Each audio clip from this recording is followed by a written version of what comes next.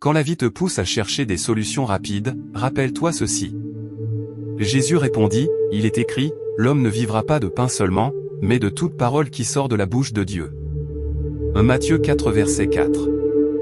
Ici, Jésus nous enseigne que la vraie force ne vient pas seulement de ce qu'on mange ou de ce qu'on possède, mais de ce que Dieu dit. Le pain rassasie un moment, mais la parole de Dieu fortifie pour toujours.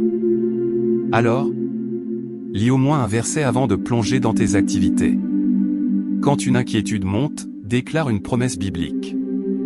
Souviens-toi que ta paix et ta joie ne dépendent pas du matériel, mais de la vérité de Dieu. Et sache que, même Jésus a refusé de jouer avec sa vie spirituelle.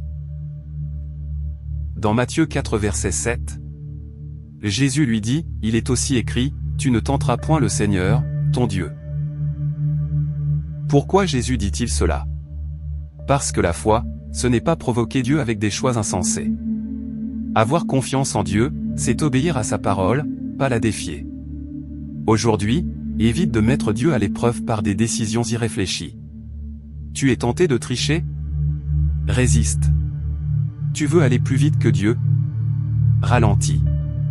Tu te sens pressé de tout contrôler? Laisse Dieu agir. Et si Dieu avait un appel précis pour toi aujourd'hui?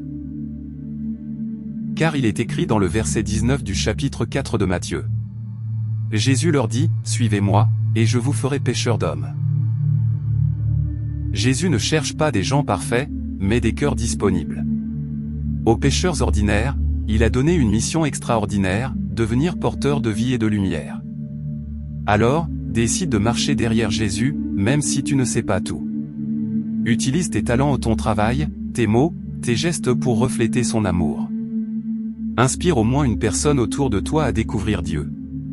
Car, parfois, il faut apprendre à dire stop aux mauvaises influences. Dans le verset 10, Jésus lui dit, retire-toi, Satan. Car il est écrit, tu adoreras le Seigneur, ton Dieu, et tu le serviras lui seul.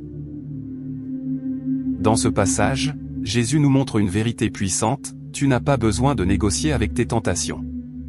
Tu n'as pas besoin de dialoguer avec ceux qui veulent t'éloigner de Dieu. Tu peux lever la voix et déclarer fermement la vérité de la parole. Je t'invite à faire ceci dès aujourd'hui. Identifie ceux qui cherchent à détourner ton cœur de Dieu.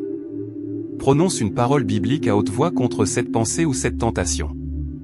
Choisis d'adorer Dieu par tes décisions, même les plus simples. Et si la clé d'un nouveau départ était plus proche que tu ne le crois? Car il est écrit dans le verset 17. Dès ce moment Jésus commença à prêcher, et à dire, repentez-vous, car le royaume des cieux est proche. La première prédication de Jésus est simple, mais radicale, change de direction, car le royaume de Dieu est à ta portée. La repentance, ce n'est pas pleurer ton passé, c'est décider d'avancer vers une vie nouvelle avec Dieu. Tu te demandes, comment puis-je me repentir aujourd'hui? Reconnais ce qui t'éloigne de Dieu. Demande-lui pardon avec sincérité. Décide une action concrète qui prouve ton changement, pardonner quelqu'un, arrêter une mauvaise habitude, ou choisir la vérité à la place du mensonge. Si tu crois que Dieu t'offre aussi un nouveau départ, écris nouveau départ en commentaire et partage cette vidéo pour répandre ce message d'espérance.